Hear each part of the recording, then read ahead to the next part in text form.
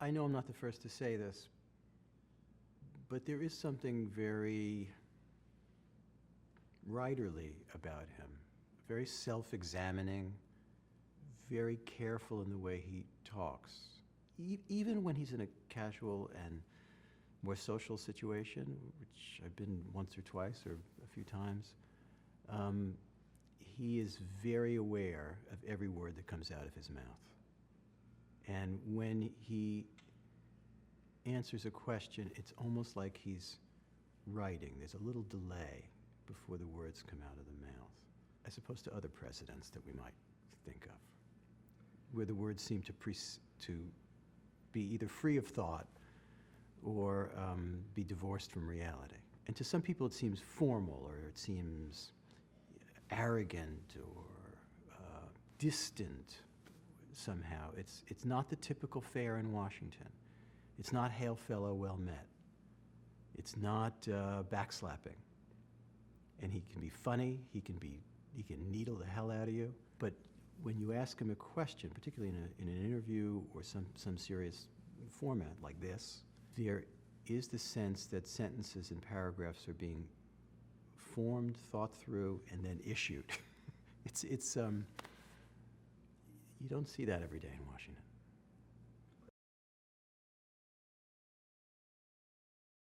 Well, I wouldn't say he's innately uncomfortable about talking about race. I mean, he's talked about race in any number of formats, in any number of situations, whether it's following some kind of tragedy or political event or a police shooting or the famous incident with Henry Louis Gates that was early in his administration. But there's a self-consciousness there that he can't just blather on about it. And I'll tell you a story about that. I'm interviewing him in the Oval Office, and we've talked about race for quite a while, but there's a certain deliberative aspect to his answers. There's no question. It's not like lunch, two guys talking about race. And the interview ends. And I'm still in the Oval Office, picking up my stuff. He's gone off to some great matter of state down the hall or whatever it is, and I'm still there with the press secretary and whoever else. As I'm leaving, I see the President of the United States at the very end of the hallway turn around and come all the way back and tell me, you got to understand, when I talk about race, it's every word can change things or spark something or worsen the situation. And it's like the head of the Federal Reserve talking about interest rates or the dollar. Everything is paid attention. So he was hyper aware of that, and hyper aware also that he was not the president of African Americans. He was the president of the United States of America, which was an infinitely complex piece of business. And he was aware of that and concentrated on that and focused on that in a way that I don't think people completely understood. And he was hearing everything. He's on the internet, he reads. You know, he said he didn't watch cable television, but he's on the internet. He knows that there's a huge number of people out there talking about taking their country back, a big slogan of the Tea Party movement. This is long before the advent of Donald Trump and Steve Bannon and white nationalist movements that kind of seem to bubble up from the ugly earth. Those currents were always there. He knew they were there. He knew that his presence in the White House invariably exacerbated some of the worst elements in our history that are always there. And so he was very careful.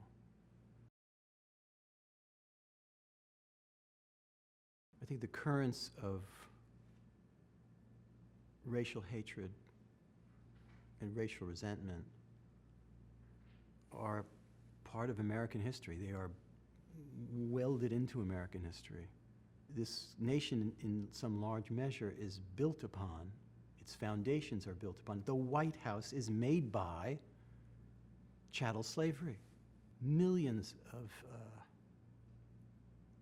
African men and women and children brought here to build this country for nothing, who suffered immeasurable pain.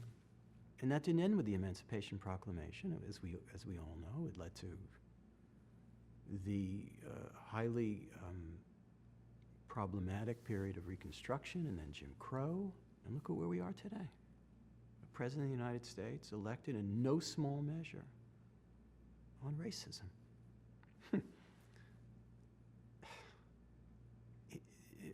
American history, and we speak in that infantile way of exceptionalism. This is part of who we are. The Obama ascendance is part of who we are. A magnificent part of who we are. But it wasn't a unanimous vote. And like it or not, Donald Trump won. Speak what you will about Russian influence or Hillary Clinton's faults as a campaigner, but the idea that somehow that Obama's election eradicated racism is infantile. And who knew it most of all? Him.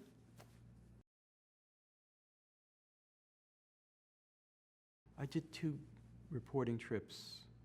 One, I traveled with President Obama as he was campaigning for Hillary Clinton in North Carolina. He was not serenely confident of victory. You know, he came back to where I and a few other guests were seated on Air Force One, and I asked him, "Are you confident? You got it in the bag?" Nope. Very Obamian. His political director was sitting in this same cabin of the plane, and he had all kinds of statistics saying, well, you know, it's not a, you know, nothing's a slam dunk, very sober, but looks good. Fine. Election happens. Obama doesn't watch TV until late. Then things start coming in. Then the results coming in from parts of Florida where suddenly Trump is doing way better than Romney. That's matched by districts in Michigan and Wisconsin and Pennsylvania, and we all know what happens. And I then went down and interviewed Obama. It would have been less than a week later. He had just had his meeting, his only meeting, with Trump in the White House the day before. The White House was like a funeral parlor. People were devastated. They were walking around like some, just a horrible event had happened to everybody's family. Obama gathered people in the Oval Office and tried to tell them things are not a straight line. History zigs and zags, very Obamian. But even he couldn't conceal the sense of loss, devastation, frustration, pain. You know, my subsequent reporting revealed, although Obama himself was quite discreet about it, that Trump revealed himself in their meetings to be who he is, not interested in anything other than, you know, great big political rallies, knew nothing about any issues. He couldn't focus his attention on anything for more than 2 seconds. The only thing that they seemed to be able to connect on was, I think at that point anyway, Trump admired Obama's popularity. Trump hides in plain sight who he is, what his intellect is or isn't, what his sense of empathy is or is not. And Obama tried to put the best shine on it, saying that the apocalypse doesn't come until the apocalypse has actually come. But he knew. But of course, it turned out even worse.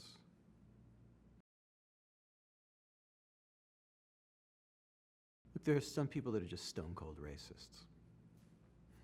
We know that. But there are a lot of people also who feel and are, to some degree or another, feel like they're on the losing end of the stick. Their communities are getting hollowed out. Deindustrialization is happening. It's harder for working class people to make a living. This ignores a whole other thing, that a lot of the working class is people of color. But, okay, but there are a lot of people who rose to the bait, I would say. The encouragement of the kind of PR mastery of Trump to see you're being laughed at by elites like Obama. You're being disdained and overlooked by those people. Trump made it into us and them, and black and white. There was no question that he had a self-consciousness of a path to whipping up resentment. And Obama was a black president. And, you know, one of the things that I've heard Obama say is that maybe he came along 20 years too soon.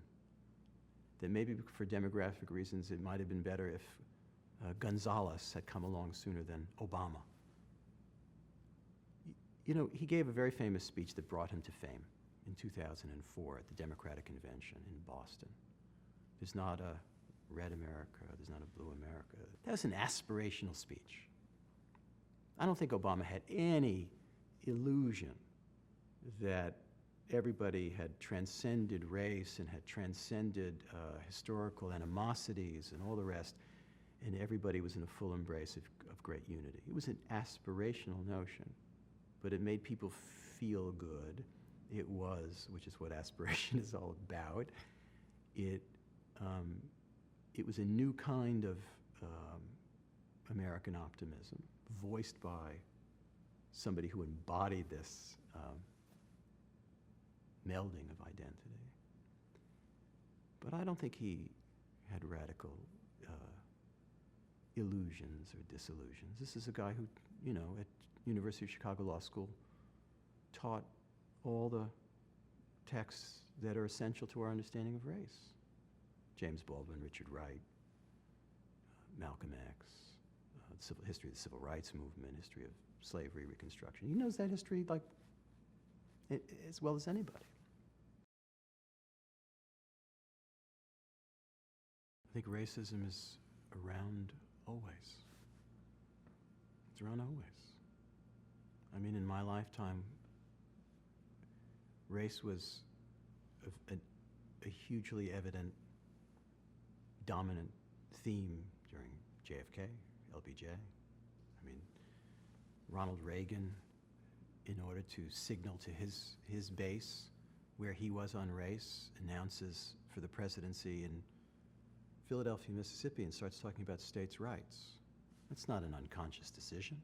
Mitt Romney, who we now think of as relatively enlightened compared to, you know, what we've got now, talks about how half the country is kind of reliant on the government and is signaling, you know what that's signaling. It's the language of welfare queens. All the discussion, which I don't think lasted, thank God, for very long, of post-racial America was delusional. It was delusional. But I think, and here's a debate, and you see this debate between and among all kinds of people, not least between, say, somebody like Ta-Nehisi Coates, who I admire greatly, and Barack Obama. Obama sees Ta-Nehisi Coates as a risking despair, risking the notion that racism is almost innate and ineradicable, whereas Obama, both I think sincerely and in his role as a politician, because they have very different roles in society, that Obama's constant argument, despite all the evidence, despite the shootings, despite Charlottesville, he is constantly pressing, I think, oh, you know, we've heard the quotation so many times, and it was inscribed on his Oval Office carpet, about the arc of history bends toward justice. He refuses despair. That's what he saw as his political role where race was concerned. The refusal of despair, the insistence that American history is not just a matter of George Washington and the great armies in the Second World War. It certainly is that too, but it has to do with the influence of suffragettes and the civil rights movement and now Black Lives Matter, or movements that pushed the ball forward toward progress. Clearly what we're living in is a moment of reaction, and a lot of it is the reaction toward 8 years of a black president and all that indicated in terms of where this country is going demographically, where our politics is going, who's up, who's down, who's the winner, who's the loser, whether it's true or illusion. Donald Trump didn't invent racism. Donald Trump didn't invent kind of white nationalism or this brand of right-wing populism. He was a reality TV star and a kind of mediocre real estate guy, but who had a gift for sensing these currents, and in the age of social media and a certain kind of alchemy of campaigning, took advantage. And again, all the other factors of that campaign taken into the soup. I think 9 times out of 10, probably Hillary Clinton beats Donald Trump. But on that day in November, in those circumstances, in that particular weather of social media and all the rest, he won. And we are living through that every day.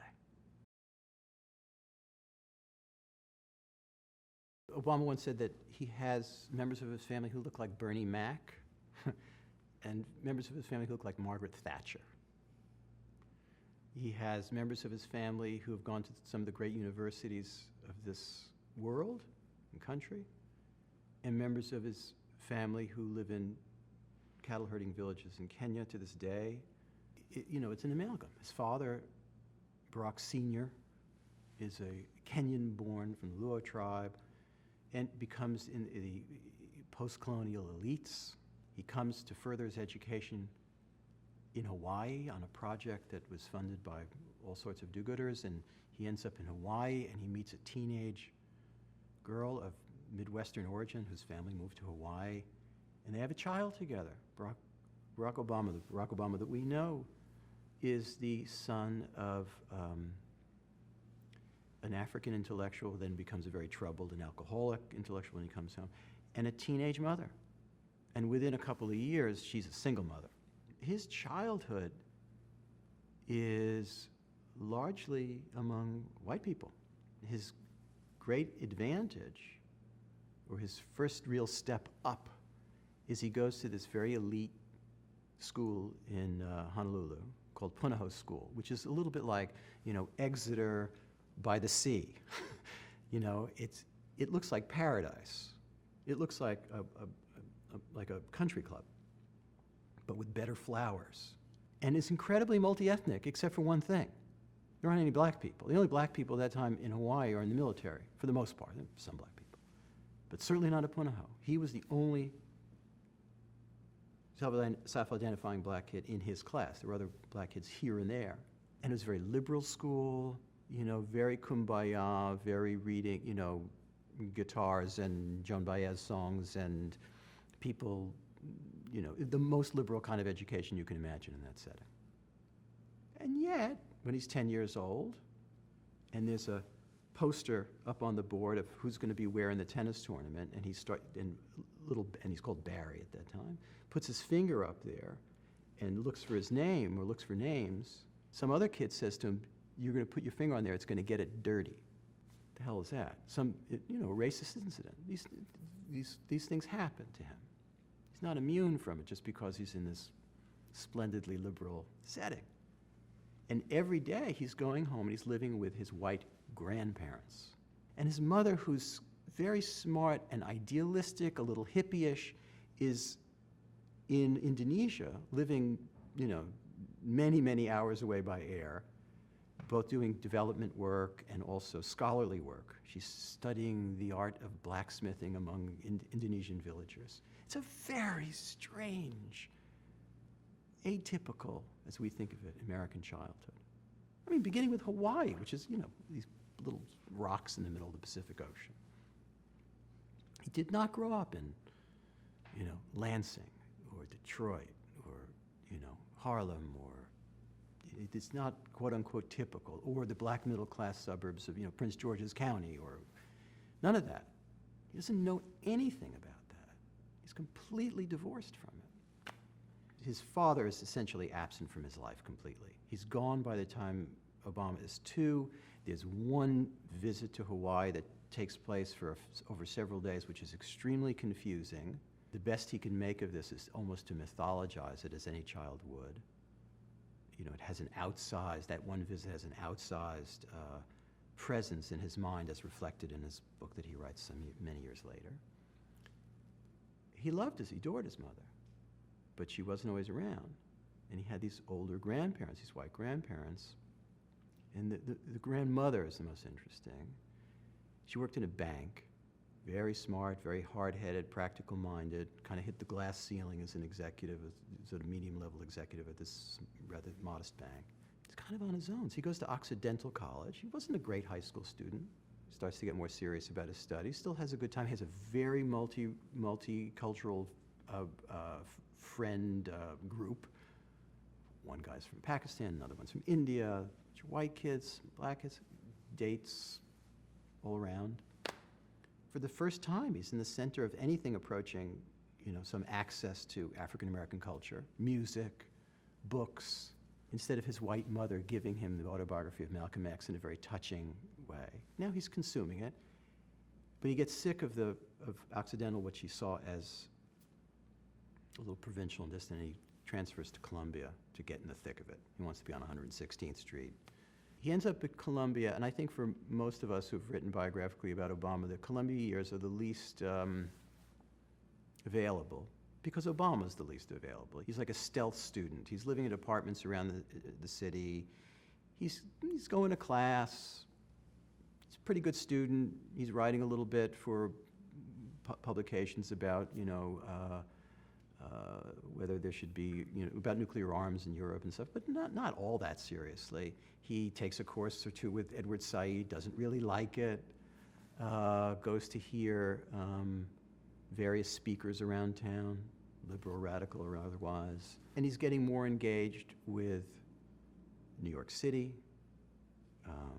black life in New York City. At Occidental, he gave one speech at a divestment rally, kind of divestment from South Africa, which was the issue.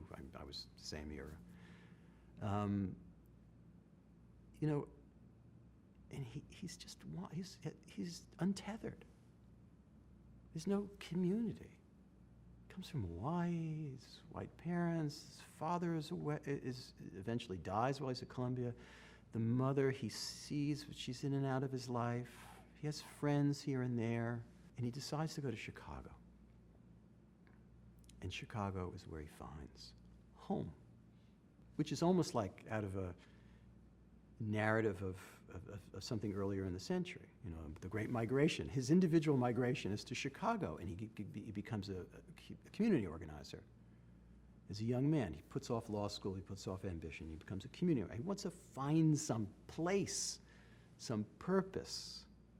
And he gets to know the leaders of black churches and people who are fighting against the misuse of asbestos in housing projects in the south side of Chicago.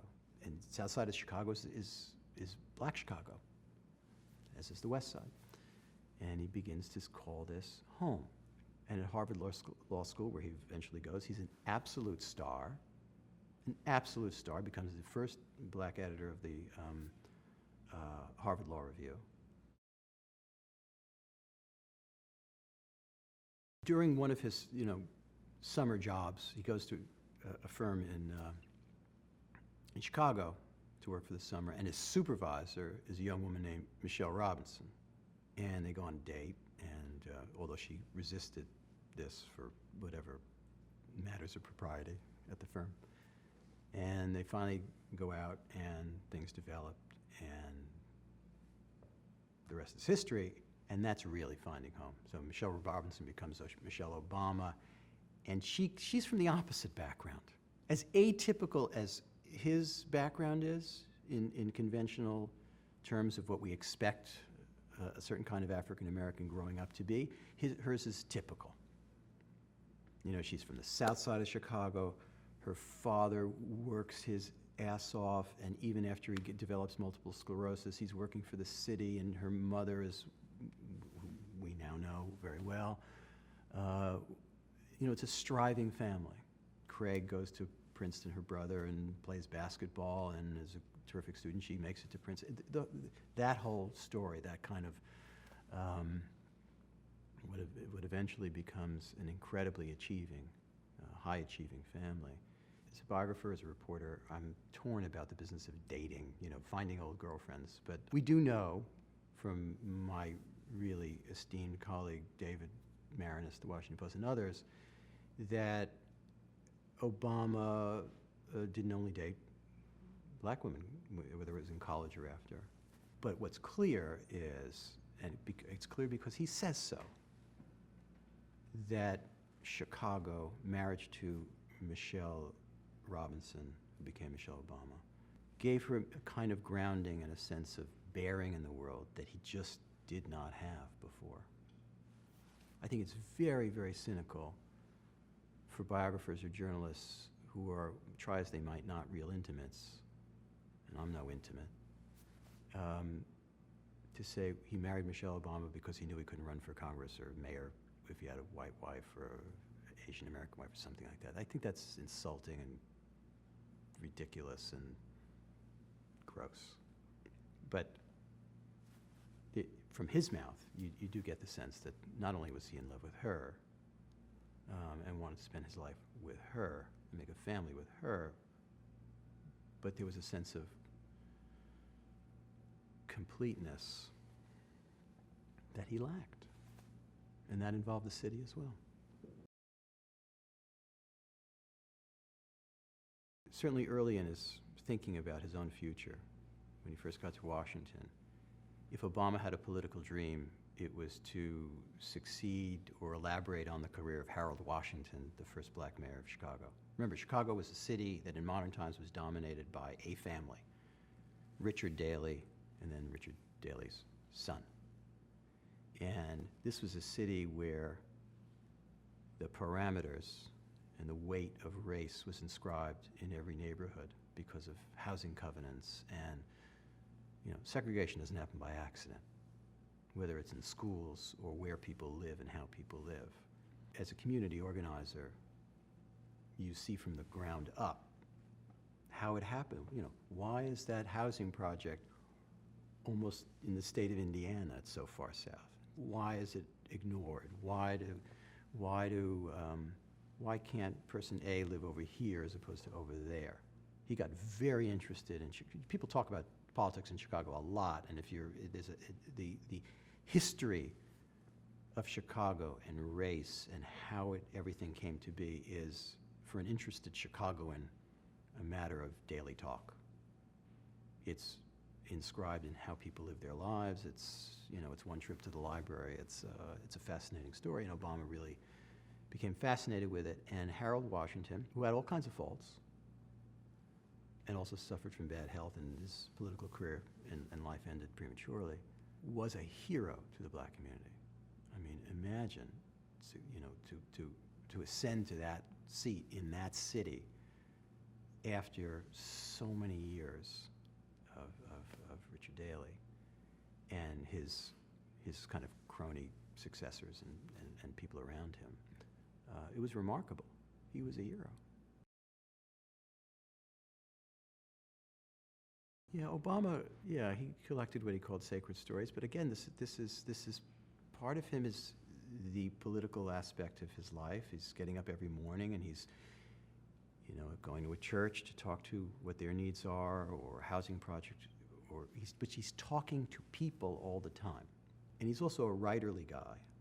He had ambitions for himself as a writer. He's writing short stories that he's showing to friends and ex-classmates. He used to mail them to, among other people, Phil Berner, who was an old roommate of his at Columbia. He was a big letter writer, which is not a common thing, even before the internet, even before email, to write expansive letters about his life in Chicago, and he would send these to all kinds of friends. He's a watcher. He's a listener. Most politicians are not. Everything is about them, and they tell you what they think, and they're not hearing people much at all, except waiting for you to stop talking so I can talk more. Obama's very attentive. I think he has a career as a writer. Let's see, I hope he writes a good memoir. I think he will.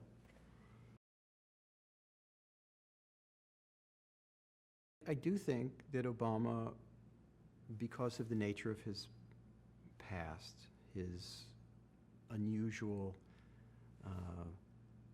family in which somebody looks like Bernie Mac and somebody looks like Margaret Thatcher, and his strange, hijira across the world from Indonesia to Honolulu to Chicago to New York to wherever. He's rooted in Chicago, an outsider, but he's also somebody who feels comfortable as a result of his background. Here's the advantage. When he's campaigning for the Senate, say, and he's campaigning in southern Illinois, which feels a lot more like the Deep South than it does Chicago, he's at home at those Elks Club picnics. He's doing all right playing poker with state senators from southern Illinois, playing golf with them, in a way that I'm not sure that other, more locally specific politicians might. Imagine the strangeness of it. You're an American. What you've known is Hawaii and California and Chicago. And you have this mythological notion of your father and your father's homeland. And you get on an airplane and you fly 12, 14 hours. You get to Nairobi, and that's just the start of it. And you go to essentially your ancestral homeland, and you meet relatives who don't speak your language, some of them. Who don't speak your language. And your relatives are buried in the backyard. Now, most of us, if we have this sense at all, we have it in a very sentimental way, in a very ordered way, in Ellis Island, and maybe we go on a heritage tour, and in my case, you go to Ukraine and kind of imagine that your great-grandparents were in a shtetl or whatever happens to be your ethnicity. But here, he gets on an airplane, he can see it, and they're alive. And he has certain relatives who can tell him stories about his own father that he had no idea about. And it's, by the way, they're painful stories. Because his father, by the way, when he arrived in Hawaii, never told Obama's mother that he had another wife and child, Kezia was her name, in Africa. And he knew very, very little about how when Barack Obama Sr. went back, he tried to enter the higher reaches of Kenyan politics, but never quite makes it. Develops a horrendous drinking problem, is constantly smashing up his car. Even more seriously, he beat one of his wives. And it's an ugly story. It's a painful story to hear. And finally, of course, Barack Obama Sr. crashes his car and dies while Obama's in college. But he has so little knowledge of it, and then he learns these stories. Then he does something amazing. I mean, as a really young man, he writes his autobiography. And one of the things that's really interesting about this is it is arguable that the most developed of all the genres of African American literature is the autobiography, the memoir, beginning with slave narratives, Frederick Douglass, and many, many others, right through to Baldwin and Maya Angelou, and he's consuming these. And he does this incredibly ballsy thing. He's nobody. He's a young guy of great promise, and he writes his autobiography, and it's all about identity and family and the missing father. It's much more about the missing father than it is about the present mother. And it ends, and there's a certain highly literary aspect to these stories that he tells. And he does monkey around with the details. He does change details to give the story more shapeliness or to protect the guilty or innocent. And it ends with a marriage. The book ends with a marriage, which is like a Greek comedy. Greek comedies end with marriages. Greek tragedies end with, we know what they end with, funerals, death. And the marriage is to Michelle Obama. There's a kind of Odyssean aspect to this. It's very self-conscious. This is a very confident, literary, self-serious guy that does this. And the material is gained not just in Chicago, but it's acquired on this trip to Africa.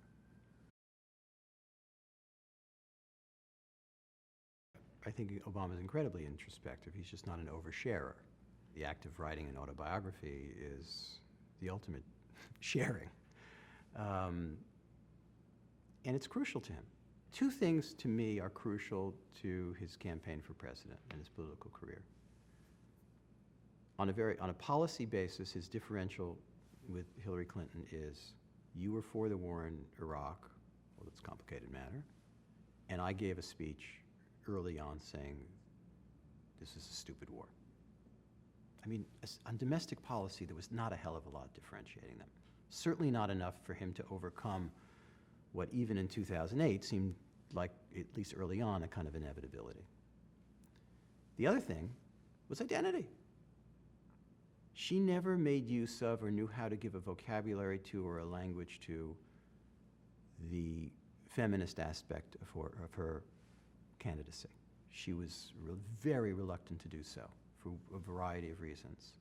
Obama was not reluctant in the least to make use of his identity, but he fashioned it in a very particular way so that it was an embrace rather than a division. He embodied, his DNA embodied an embrace. Now, that's going to be a lot rougher for Cory Booker to do, or any number of African American politicians. Well, that'll happen when it happens, and we'll see how that goes and what language they develop for a national campaign. But Obama drew on his autobiography, his past, and his book to give a language to his campaign. And to my mind, that begins in 2004 with the red state, blue state aspirational speech. I mean, it is a comic book somehow. It's not a comic book, but a hope, or even if you're being critical, a fantasy of America. But it's a kind of optimism, which has a role in political rhetoric. And then you see it again when he starts to run for president, and the way he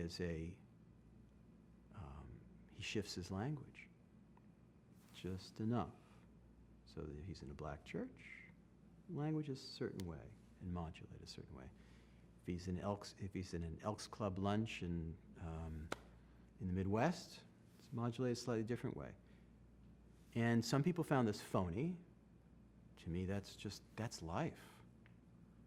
Your language modulates according to whom you're speaking with. Not the truth, although that happens often enough with other politicians. But Sunday morning at 11 a.m. on the south side of Chicago in a church is one language, one tone, one set of word choices, and a convention platform is another, and a VFW in Minnesota is different.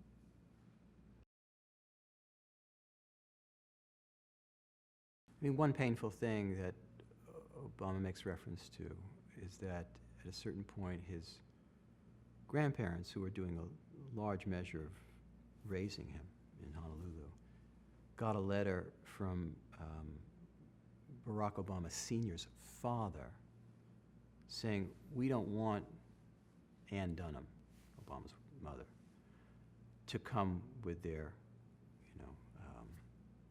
language, not mine, half-breed child to Africa. It was a very angry and aggressive rejection, very painful. And it's described with enormous pain in the book. It's hard to say when somebody recognizes anything, whether it's race or the difference between good and evil or anything like that. But there's no question that a kid like Obama, who finds he's a child in Hawaii and suddenly he's in a place in Indonesia where, by the way, they lived better because their dollar went further and they had servants and people helping them and so on, particularly in Jakarta. He was seeing a world that 99.9% of Americans never see, of otherness, of different languages, just an entirely different world. The reality of that and the memory of that, he carried with him for the rest of his life. The same spirit when he was in college. He had a Pakistani friend who invited him to Pakistan one summer, and he saw what life was like in Pakistan, the radical division between rich and poor, which we think we know a lot about in the United States, but is even more extreme in other parts of the world, in kind of visual, dramatic terms. This was just a much more international, peripatetic life than most of us ever experience. I mean, I grew up in a small town, and then I went to college, and then I got a job. It wasn't until I became a Moscow correspondent that I really steeped myself in something entirely different. But I was 29 by that time that happened. To have it happen when you're when you were a little kid and then do it again and never be rooted anywhere until you were in your 20s, that's unusual.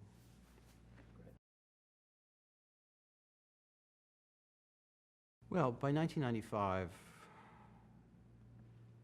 Obama's mother was very sick, and she was diagnosed for cancer, if I remember correctly, here in New York, before going home.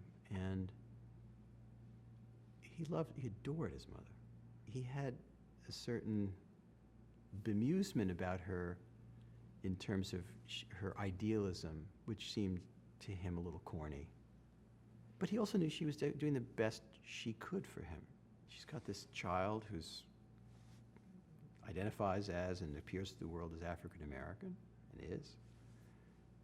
And what she's supposed to do about it? It's just she very sweetly gives him certain books, plays certain music for him, sees certain kinds of movies. She's doing the best she can, and then at the same time she's off doing her thing. And she's trying to live her idealistic and scholarly life. And so she's absent and she's present. She ain't, she's not Donna Reed. She's not Leave It to Beaver's mom. And he has a stepsister because she married an Indonesian guy, and he has a stepsister named Maya. They're very close, big age difference.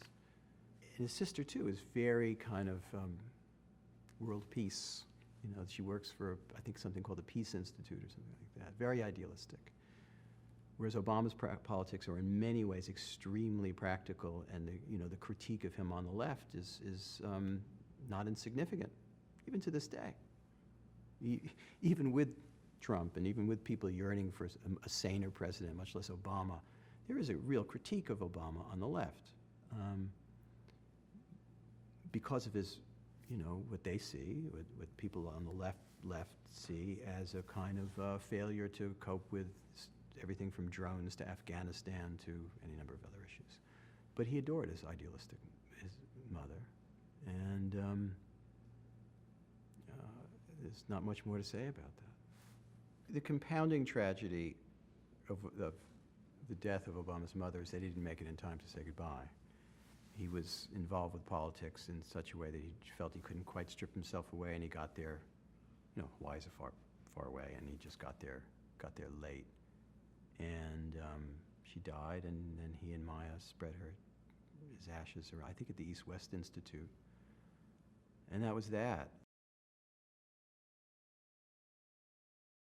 His grandmother lived longer. His grandmother, who was so important to him, lived till, I think it was 3 days or 2 days before he was elected president. There's a very memorable speech that he gave where he's talking about her. He had broken away at the end of October to go visit the grandmother in Hawaii to say goodbye to her, which he managed to do.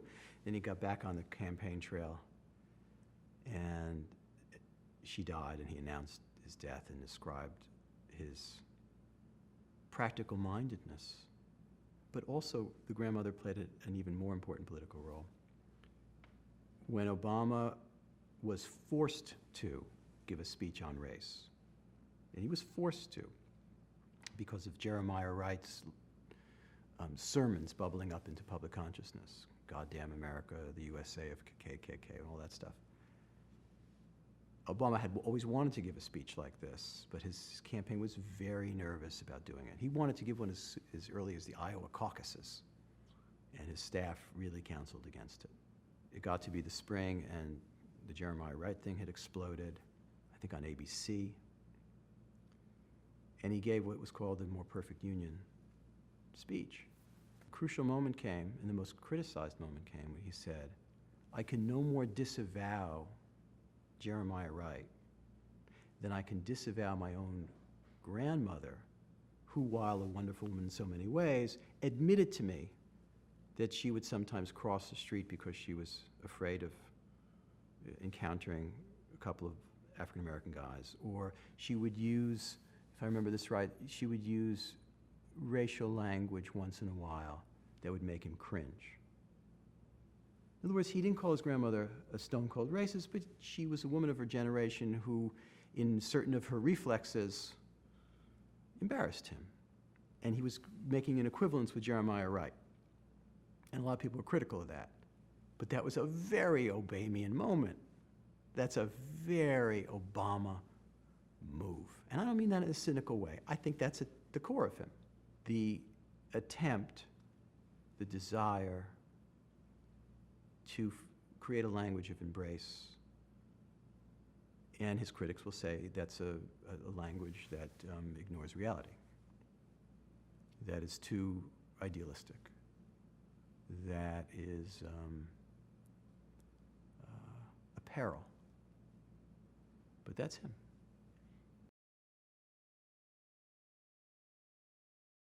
He was in trouble.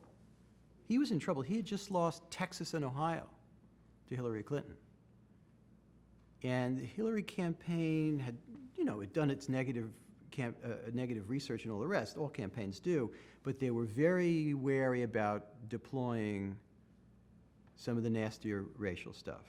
For example, I remember getting some email from somebody, have you noticed that one of Louis Farrakhan's aides worked in proximity to Obama at the State House in Springfield? Trying to stir it up. ABC had all these tapes of Jeremiah Wright's sermons, and there were millions of them, and they kind of wasn't a priority. They had a lot to do during the campaign. And Brian Ross, I think it was the reporter, starts watching these, or an assistant starts watching them, and most of them are long and boring and irrelevant to anything. And then they stumble upon a couple of these sermons that seemed incendiary,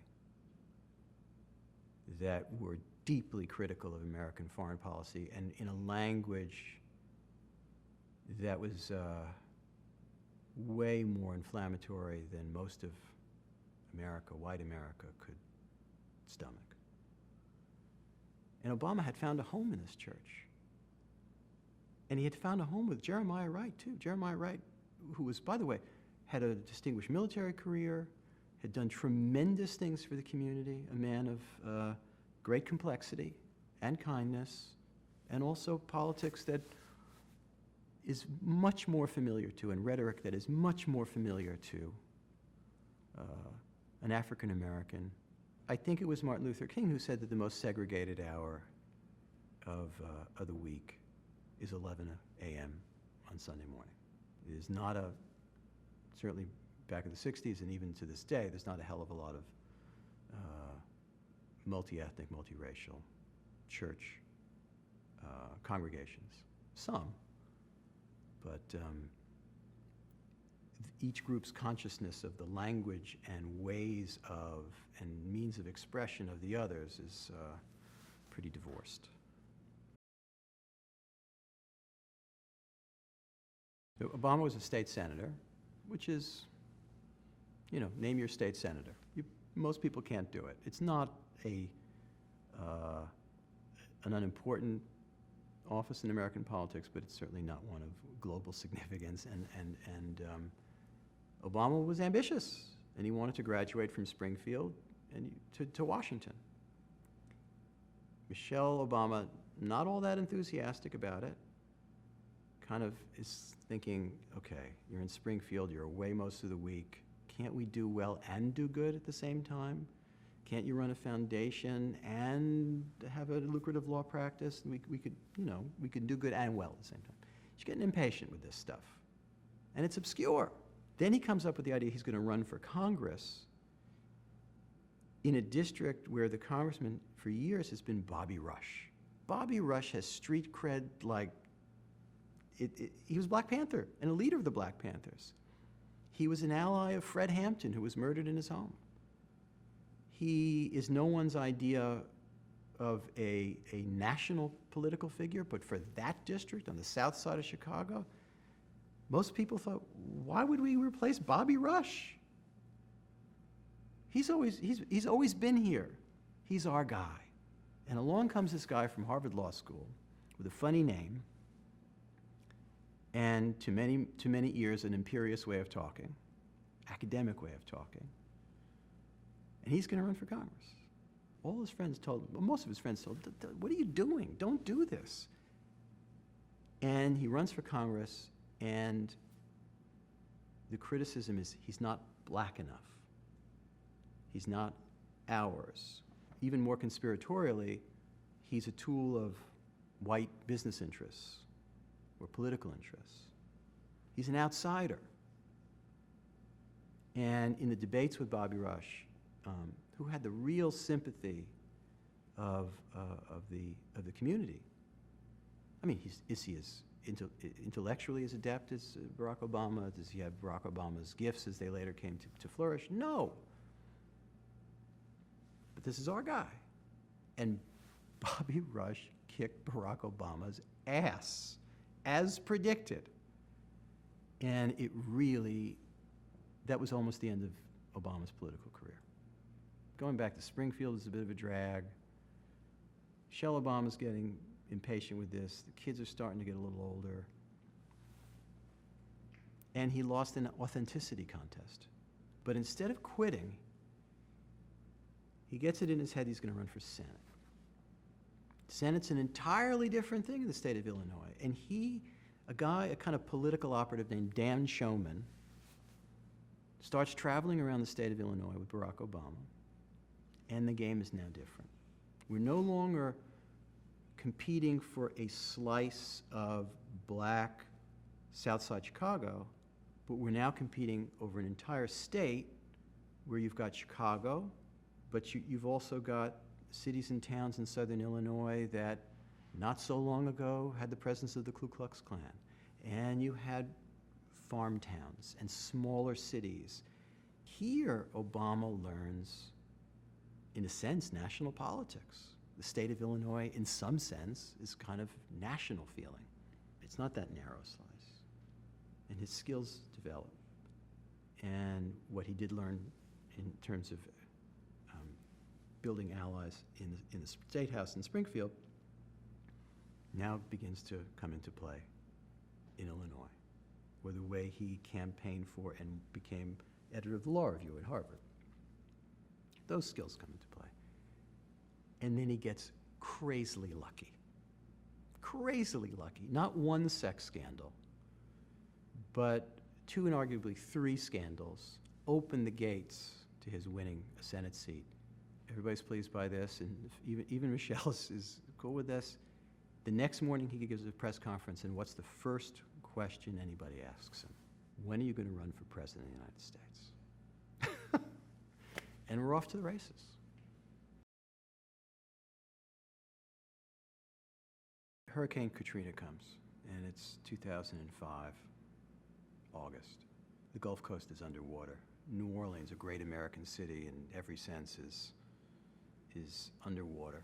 Whole neighborhoods are irredeemably damaged. The city will never be the same. And not only are the preparations for this abysmal, but the racial disparity in the way people were treated and cared for was appalling. And the indifference from Washington and other levels of government was appalling. Some black leaders came out and just hammered on this theme. Obama, who's now a senator, was not uncritical. But when he got on television, he would say, look, again, in that Obama way, the goal is to forge unity. The goal is to forge political understanding. The temperament is calm rather than incendiary.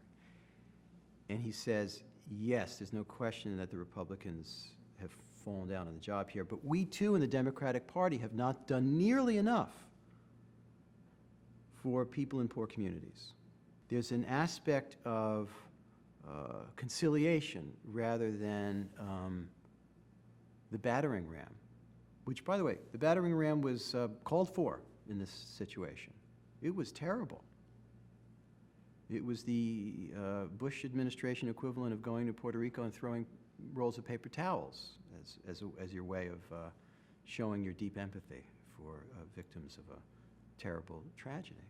I don't think Obama impressed people like Cornel West, for example, by any stretch of the imagination. But that's the way he played Hurricane Katrina, and that's very emblematic of the way Obama deals with situations like that throughout his presidency to come.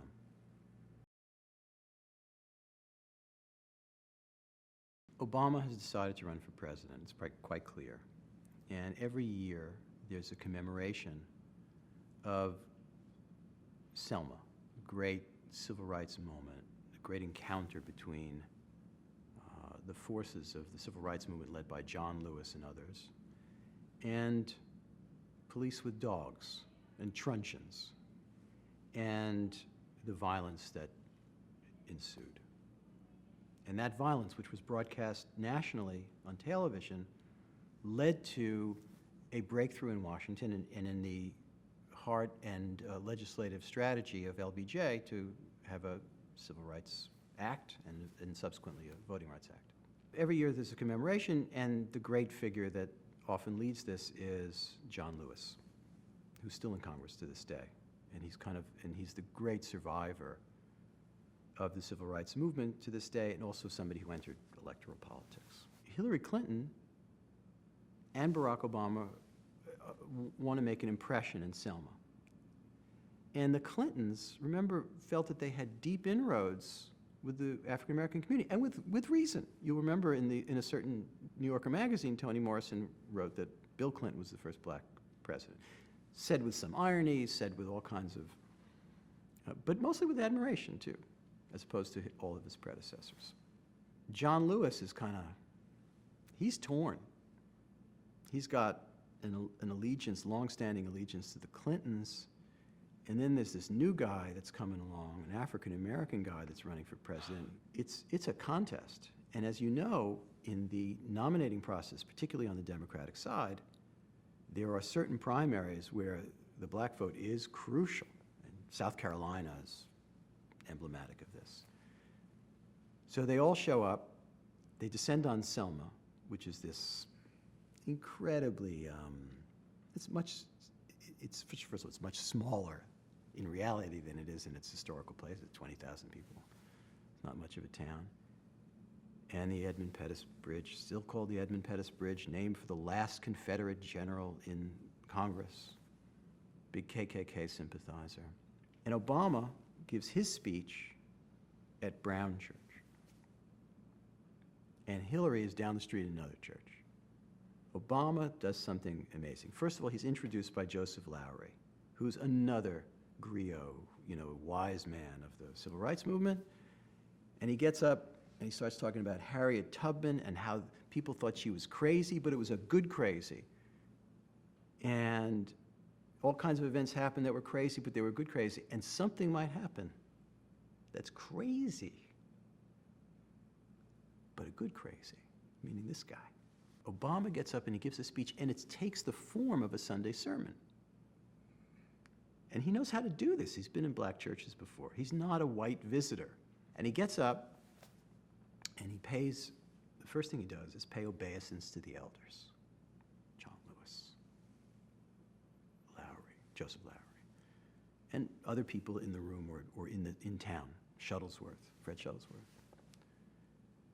And he begins paying tribute to what he calls the Moses generation, this kind of mosaic idea of this allegory of the Jews leaving Egypt is a well-trodden allegory for blacks leaving slavery and entering freedom, and it's repeated and repeated and repeated because iniquities continue. So it's in the heart and souls of everybody who goes to churches like this and hears it all the time. It's in Zora Neale Hurston. It's just in one book after another. And then he pronounces himself the head of the Joshua generation. Moses doesn't see this promised land. Who's Moses? MLK, Martin Luther King, who did not see, famously says in a speech, I might not get there with you. Obama pronounces himself the head of the Joshua generation. That's incredibly nervy, and yet at the same time, deeply moving to these people and to the world beyond who are inclined to listen. That's the speech. And then he marches across the bridges, as people do. And I think he's been back to Selma many times since, or a number of times since, including at the end of his presidency. To me, that event is as much his declaration to run for president as his announcement speech in Springfield, but it's made particular to the black community in Selma.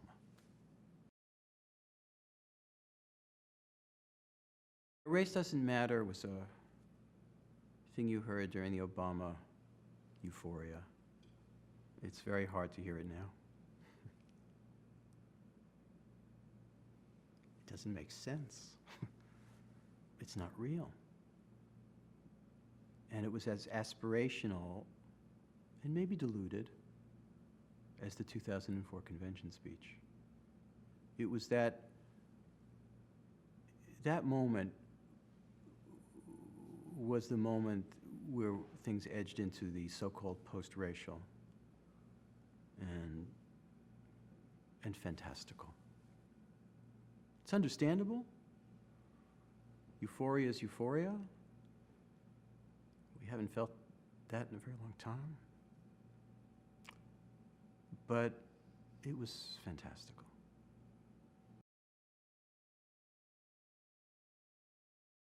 Barry Blitt drew a cover that meant to take every crazy stereotype about Michelle and Barack Obama and put them into one image. That they were unpatriotic, that she was some sort of bomb-throwing militant, and that he was a Muslim, as if there's something wrong with that, although he's not, that Obama was the same as Osama, and so he put all these crazy fantasy images into one image, and the title of the cover was called The Politics of Fear. And you were seeing these images and this rhetoric on Fox News, for example, all the time. You didn't draw it out of nowhere. And worse, reaction was not, let's just say, uniformly fantastic. And Obama pronounced himself unamused. And we had published, I don't know how many covers making fun of George Bush politically in myriad ways. The reason for the reaction to this cover was that a mainly liberal audience reacted in the following way. The most typical letter and email I got was the following. Of course I understand this, but those people out there, those rubes in the big square states who can't understand anything are going to see this as not something ironic or a comment on something, but as reality. And I found that wrong and condescending and wrong-headed, as if somehow this New Yorker cover was going to spark racism from coast to coast. It did no such thing. I was glad to see that very night Jon Stewart went on the air and was hilarious about explaining this joke, this satire. Look, some people can misread it, or they can read it the way they want. And it's foolish of me to sort of argue with someone's reaction to a joke. That way lies madness. It's fantastic, and in fact, I think on Entertainment Weekly, Stephen Colbert and Jon Stewart reenacted this cover for the cover of Entertainment Weekly, you know, which I think diffused the crisis. I don't know that the Henry Louis Gates thing taught him anything other than it reinforced the notion of how difficult it was for him to talk about race. I mean, let's remember what happened.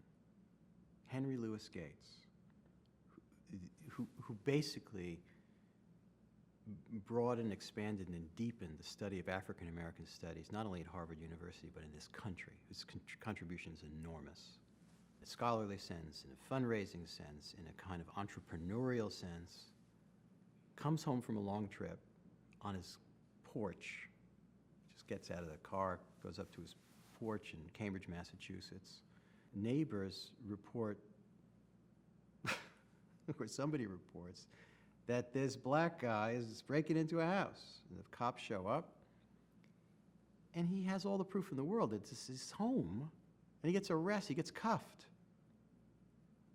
And Skip Gates, Henry Louis Gates, is lo and behold angry about this. And perhaps doesn't behave with the most equanimity in the world, but who the hell can blame him? He's been on a plane for 14 hours, he's cuffed in front of his house. Obama's asked about this at a press conference. And again, in a very Obamian way, indicates that in fact, people of color in this country get stopped by police more often than white people. And he is slightly critical of the Cambridge police for the treatment of Skip Gates, indicating that he could quite understand how people might be angry about this. Does he go crazy about it? Is it Trumpian in its level of explosion? No, quite the opposite. I mean, we have a white president now who's furious on a minute-by-minute basis, but an angry black man, forget it. Then they summon a cop and Henry Louis Gates Jr. to what was called the Beer Summit, which I think was a failure in some ways. I mean, it kind of put everything on an even plane. It was a photo op of reconciliation. It was an attempt by Obama to calm the waters because the polls were showing that the numbers were against Obama being critical about the police. He was siding against the police. Imagine a black president siding against the police. You know what that means. And so it was a bad situation, but reality doesn't let any president avoid the subject of race. In years to come, we get Trayvon Martin and Ferguson and it may be, it's statistically hard to know, maybe the level of these incidents is not what it was many years ago, but we see them. We have pictures of them, and there are demonstrations that follow upon the pictures, and there is no way to call that anger and protest anything but legitimate. And Obama's got to react, just as he has to react to the insanity of school shootings. And bit by bit, he allows himself more sense of grief and outrage in the parameters of what he can see as possible as president. He is president of the United States. He is not a community activist. He is not the leader of a social movement to the frustration of many. He's the president of the United States, and he has all kinds of countervailing things to deal with. To me, the apotheosis of this is Charleston, South Carolina. A deranged, racist kid named Dylan Roof, who has swallowed a lot of white supremacist literature and hatred, goes into a church basement and interrupts a Bible study group and mows down 9 people, including the pastor. We all know this. Obama goes to Charleston and leads leads the church service in song, in a spiritual. The capacity to do that is immense. Will it stop shootings? Will it bury white supremacy once and for all? It will not. As history proved all too quickly. I think Barack Obama and Eric Holder had different jobs. You know, Eric Holder is the chief law enforcement officer of the nation. Barack Obama has a much more varied set of circumstances and responsibilities. Obviously, law enforcement is one of them, but I think Eric Holder probably felt he could say a bit more than Obama could. Again, I'm not here as Obama's ventriloquist or endorser of every moment along the way. I'm just trying to explain his thinking, the best I know of it, through public utterances and interviews and a lot of study.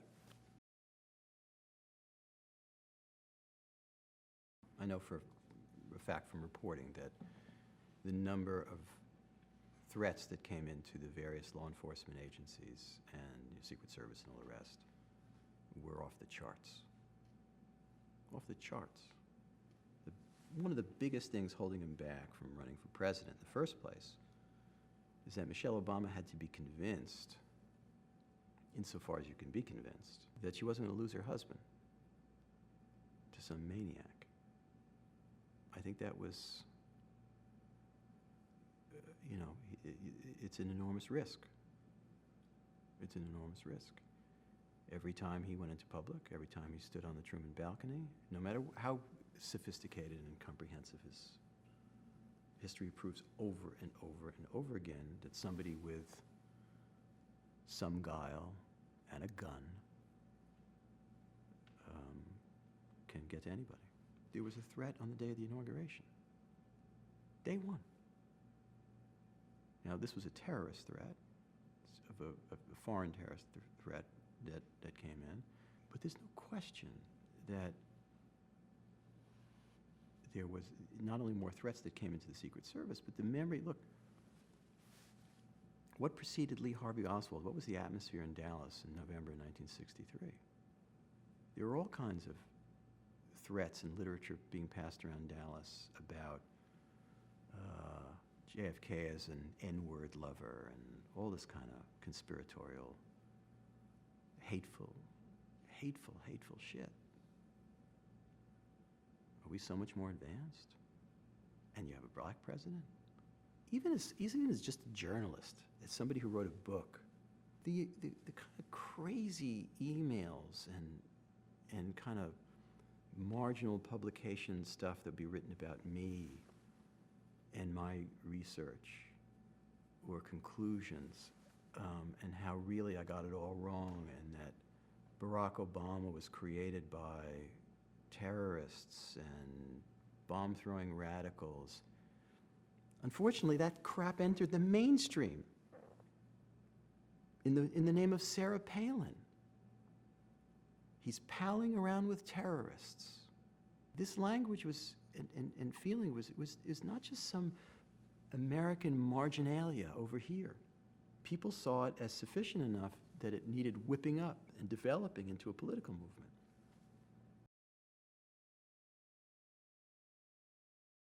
So Mitch McConnell announces from day one that their prime goal, the Republican Party's prime goal, should be to oppose everything and to get Obama out of office and turn things. Let's not be naive here. Political parties are in a permanent state of opposition and political battle. And to some degree, that's as it should be. It's a battle for ideas and whose policy is better and all the rest. On the other hand, Obama, the things that were said about Obama, he's not friendly enough, he's aloof, it's preposterous. He was met with absolute wall of recalcitrance from day one. So the idea that a round of golf would have solved everything, this kind of romance of the, the back room and the cigars and brandy and rounds of golf and all that stuff, it seems to me an illusion. How much of it is racial and how much of it is just partisan party politics, it's hard to separate out. Just to be clear, there was no great affection for universal health care when it was initiated by other presidents and candidates. The racial aspect to Obamacare was not so much Obama himself as the fact that a large part of the people who were going to benefit from Obamacare were poor people, were poor folks. And a lot of those folks of color. Not everybody wanted to pay into that. That has to do with politics in general, not just Obamacare. How long have we debated issues about social welfare, about income inequality, about equal access, about voting rights? How do those things break down? Is it all racial? No. Is there a huge racial component to the opposition, if you have any eyes to see? Yeah. John Lewis, for Obama, became Moses, the Moses generation. As Obama was coming out onto the platform for his first inauguration, he turns to his right and shakes hands and embraces John Lewis. And he afterwards signs a picture for John that says, I'm not here without you. I forget the exact words. There's a conscious respect for the elder there. And it's so interesting to me that Lewis would get lambasted this way because he favored acquiring health care for millions of Americans who didn't have it. Now, is Obamacare problematic? I myself would prefer to see single payer. I think Obama in his heart of hearts would prefer to see single payer, and national health care for everybody is simpler, but it's very hard to skip across the abyss in 14 steps. It's infinitely complicated politically and for many, many other reasons. And lots of interests in doctors and drug companies and all kinds of other bureaucracies make it, and our history make it very complicated. It's not so easy. Of course, there's a sense of they're getting theirs and I'm not getting mine.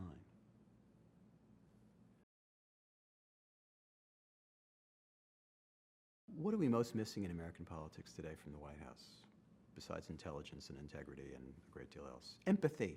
Some sense that the President of the United States has some feeling for somebody else other than himself. When Barack Obama expresses, that could have been my son, an empathy for Trayvon Martin, it has great meaning. It has great meaning to the black community, and it should have great meaning for all of us. I don't see a moment in the day, whether he's throwing paper towels to people in Puerto Rico, or he's talking about the wetness of the rain at a flood in North Carolina, or many other examples where Donald Trump is capable of the simplest expression of sincere empathy for anyone else. It's just, you don't see it, you don't hear it. I think even his supporters see this in him and they excuse it. One of the questions I asked Obama the day after he met Trump in the Oval Office, and which was essentially, the changing of the guard, what will he strip away and what can he strip away? And at that point, a year and a half ago or more, Obama was kind of confident. He basically said, politics is tough. You can't move the battleship so quickly as you might think. And okay, maybe he changes the name of Obamacare and he calls it Trump Care, and it's slightly different. And he improves on it in some way, maybe even. But I'm afraid that that's a fantasy. We're on the brink of a second Supreme Court justice, which has enormous ramifications for voting rights, women's rights, abortion rights, all kinds of things, for not just a few years, but for a generation, at least. We've seen radical change in immigration. We've seen radical change in foreign policy, not least our attitude toward international institutions, and our allies suddenly are treated like enemies, and our enemies are treated the opposite. We see a coarsening of the American psyche and dialogue. Again, I don't want to romanticize what occurred between 2008 and 2016, but if you don't feel a difference in the air about our sense of who we are, our sense of language with each other, our respect for liberal values and institutions, all of these are in question. We're asking questions like, is the president or is the president not a fascist or an authoritarian? We're trying to parse the behavior of a president of the United States in terms of simple human capacities, not just in terms of empathy, but whether has he lost it? Is he a thief? Is he a radically dishonest businessman? What kind of relations does he have with our biggest international rival? Were we asking these questions 4 years ago? Not remotely. Not remotely. And so much of what we value is now in jeopardy, real jeopardy. And I think of it as an emergency. Now, I'm a journalist, and I think the best thing I can do, is do our work with even greater intensity and determination. But I can't pretend that there's never been an emergency before in American history. As my colleague Jill Lepore says, every day before the Emancipation Proclamation, this country lived legally with slavery. During the Vietnam War, we were a badly divided nation in a war that left. We've had emergencies before. But this is of a particular kind, and the president is who he is and behaves the way he does. And whether you go at it as a reporter or as a commentator or as a scholar or a filmmaker or a citizen and just going to work every day, to calm yourself by saying, we've seen worse and everything will be fine, is an insufficient answer. It's an insufficient answer for the work that each of us do in our own ways, and it's an insufficient answer of citizenship. And Obama had to figure out how to play his own role in this, and I think for a year and a half he was extremely discreet, because he felt, I just can't be all politics all the time, in the sense that I can't rescue every situation, particularly as a former president. And he laid back a bit. He's not, from conversations that I know of and I've been involved with, doesn't feel very differently about Trump, but wanted to save his voice for the right time. And so he's saved it for the midterm elections. And we'll see what role that plays, how effective it is. I think it's clear that in the first paragraph of any obituary, may not come for many, many years to come, will be that he's the first African-American president. But that's something of enormous importance, value, and historical precedent. There are many other achievements, there are many other actions to be debated and so on,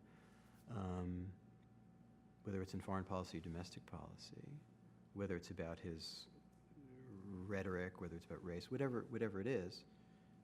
But the achievement of that office, the sense of possibility provided, not just to African American kids, but to the whole country, is immense. Obamacare is getting whacked away, and it certainly wasn't a complete answer, but it was a great achievement. The rescue of an entire economy however unsatisfying it was in certain respects in terms of bankers getting away with murder despite all kinds of malfeasance beforehand. We forget the peril the economy was in 2000, 2009, 2008, 2009. We were on in a Great Depression moment. And a lot's been done to rectify that, and now a lot that's been done to rectify has been reversed. There are any number of things that you could point to in terms of triumph. But the first paragraph, I have to believe, despite it all, and I don't know how Obama would react to that reality. He's first African-American president, and the effect that's had, whether it's galvanizing or otherwise.